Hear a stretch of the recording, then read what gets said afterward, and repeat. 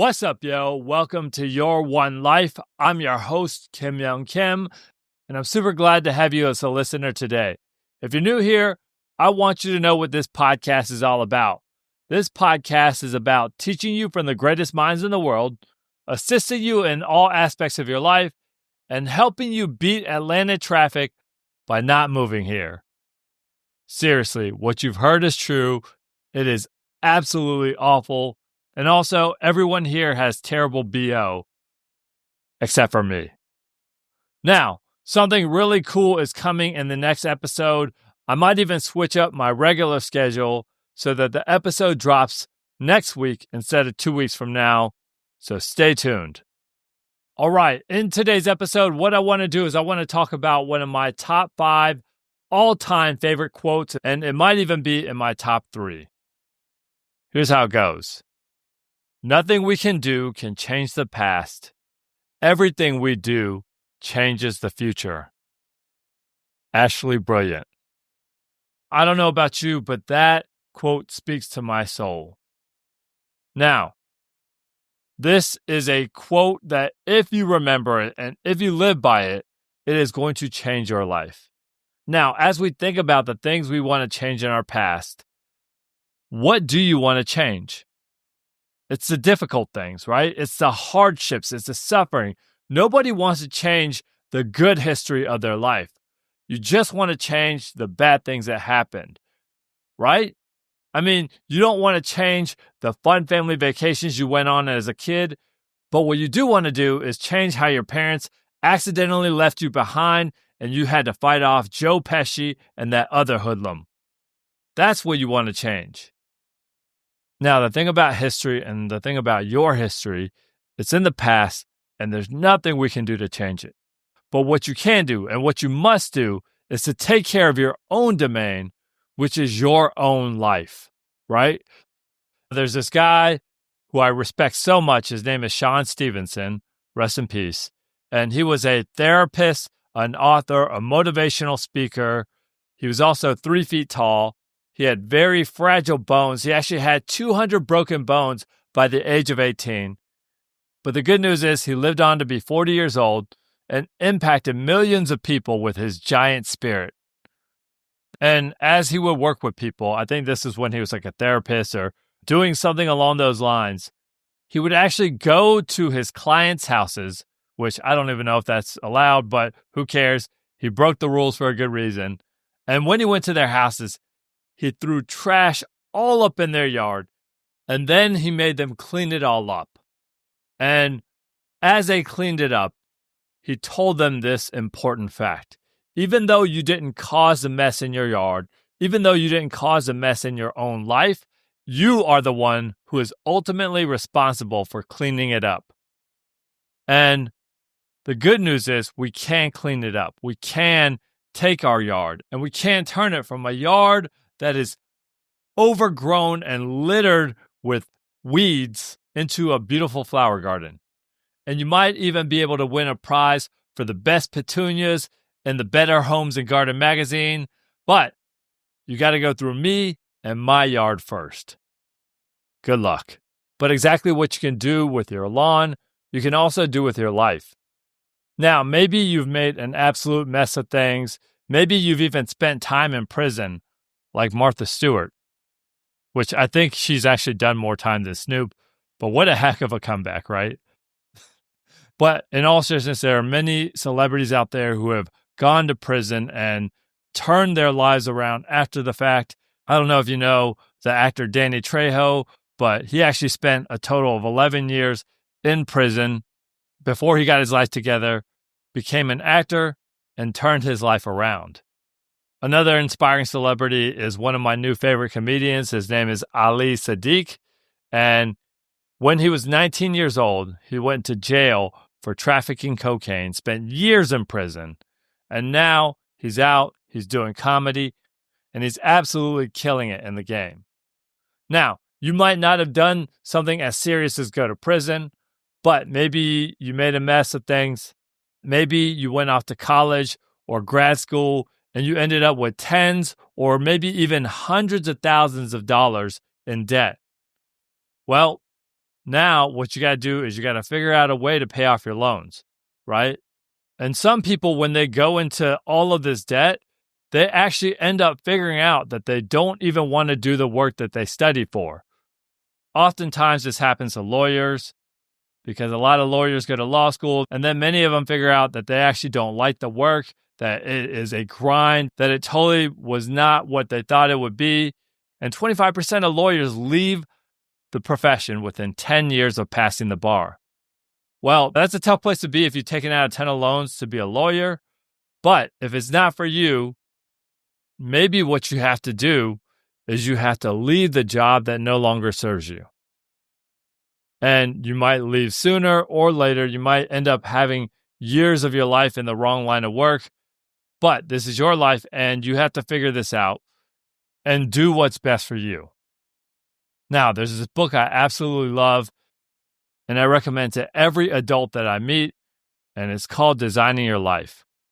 Well, the two co-authors who wrote the book have a sign in front of the Stanford School of Life Design where they teach people about life design principles, and it says, "You are here." And that's true for all of us. You are here, right? And you have to move forward with your life facing that as your reality. And as you move forward with your life, I do highly recommend this book on how to change your future, on how to make something absolutely beautiful with your life. And if you struggle with this idea, you are here. I get it. I struggle with mistakes I've made. I've struggled with asking myself, did I take the right road? I get it. But the only way we move forward is by understanding that we are here, and the things we do going forward is what's going to change our future. One way to move forward with your life and to change your future is to go to therapy. No matter who you are, you need to work through your stuff. Now, as I talk about going to therapy, be very careful in picking out your therapist, because what I've learned is a good therapist will help you find healing, and a bad therapist will help you write comedy. I got plenty of stories. I'll share some at another time. But go to therapy, work through your stuff, and also work through whatever it is you got going on in your life that is holding you back. Maybe what you need to do is go to Alcoholics Anonymous, because if you have an addiction, it's not going to fix itself. Find a sponsor, go through the steps, and get clean. And by doing this, you are going to change your destiny. How? By doing the work. Because everything you do changes the future. And it's not easy, because if it were, everyone would do it. I stole that quote from Tom Hanks, by the way. But it's true. It's not easy. If it were, everyone would do it. One of the best ways to change your future is to find meaning in your past hardships. I remember back when I was doing my teaching training program, one of my favorite professors, Dr. Anita Turner, taught us so much about being teachers, and she was absolutely wonderful. I loved her class. I loved her energy. I loved her wisdom, and she had a profound effect on my life. She also had this mentee who would sometimes come to our class. She was this beautiful African-American woman who was a school counselor named Miss Pate. And when Miss Pate came to our class, sometimes she would tell us these crazy stories of what happened in the middle school that she worked at that day. And my classmates were absolutely dumbfounded. We had our jaws on the floor. And I remember one time someone asked the question, "Why do you do this? Why do you subject yourself to all that craziness that sounds just so stressful and so terrible?" And she gave this beautiful response where she said, "When I was a child, no one was there to protect me. And therefore, I am there to protect these kids." And what she expressed is something that I've learned in my own life, which is to make something meaningful out of your pain. It's the best way to help you get over things. It's the best way to have peace. And you can do this a lot of different ways. You can tell your story. You can help others. You can do something with what you've been through. You can go volunteer. You can start a nonprofit if you feel called to. Speaking of which, there's this woman named Kate Atwood who started this nonprofit called Kate's Club here in Atlanta. And I think she was like 12 years old when her mom died of cancer. And it was so terrible and traumatic for her. And she said to herself when she was like 19, 20 years old, something like that, somebody needs to do something to help these kids grieve because it was so traumatic and terrible for me at that age. So she took 6 kids on a trip to a bowling alley.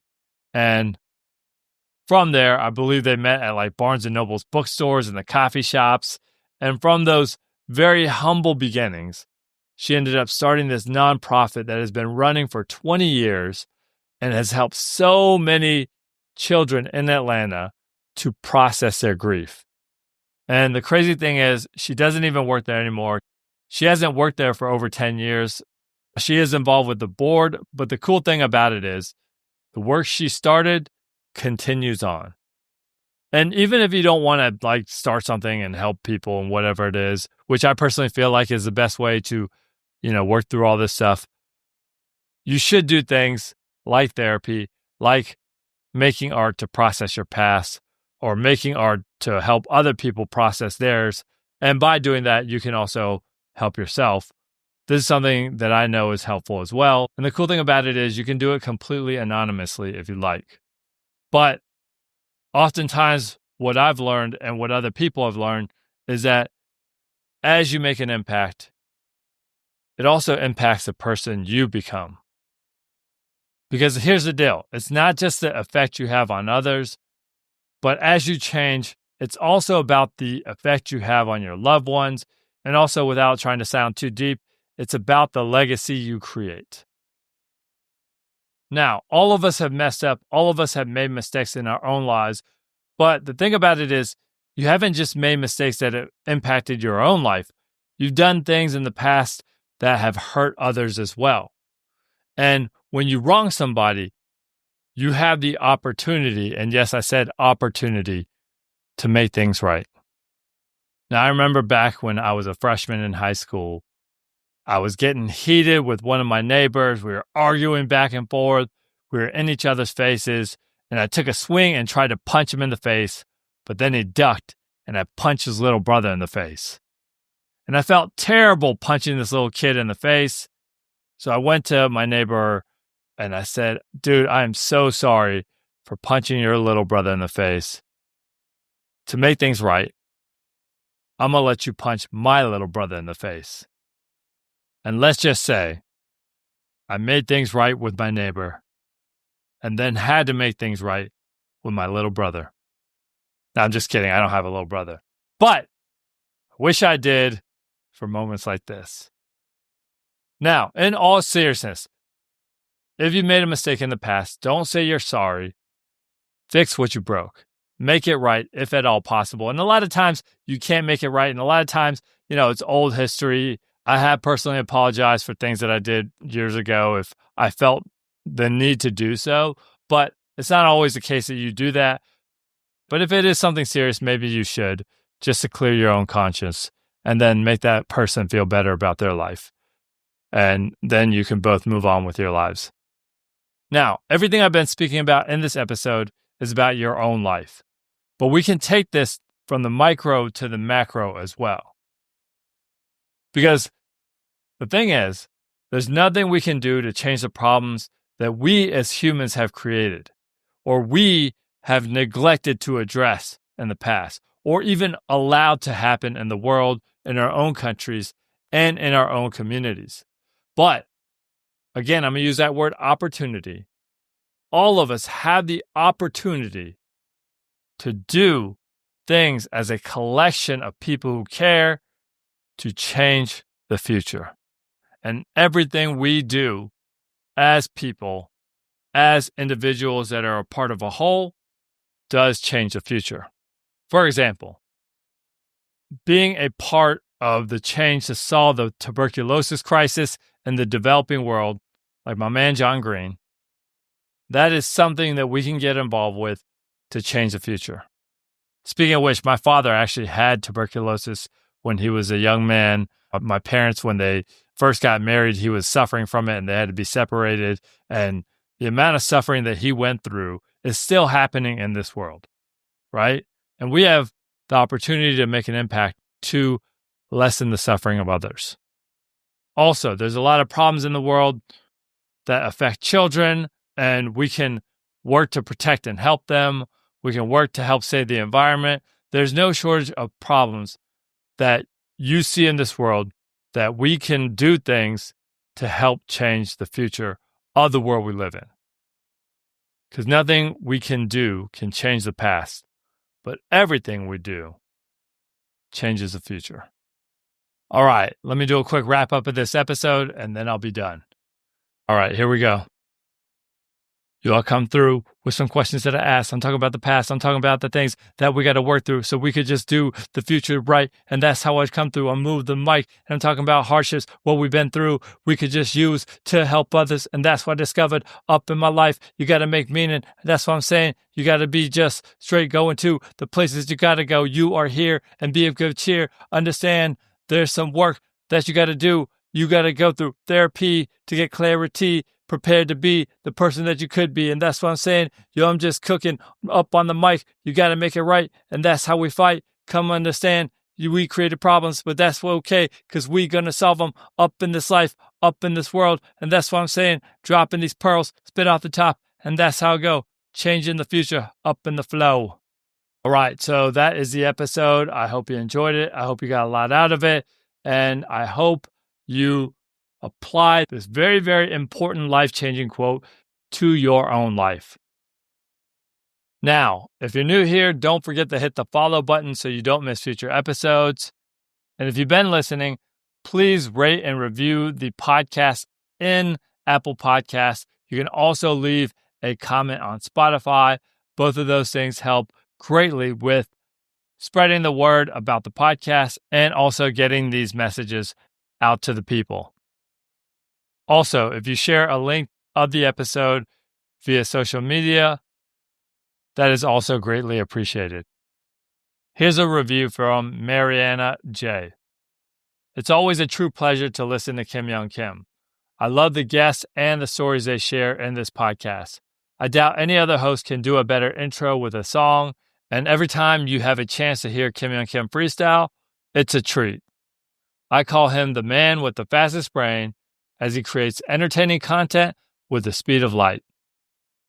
Thank you so much for the kind words, Mariana J. Glad you're listening and also enjoying the guests and my artistry. For everyone else, if you leave a review, your review may be read aloud on the next episode. All right, so that's all I got for now. This is Your One Life. I'm Kim Young Kim. I hope you have a great day, a great week, and until next time, peace!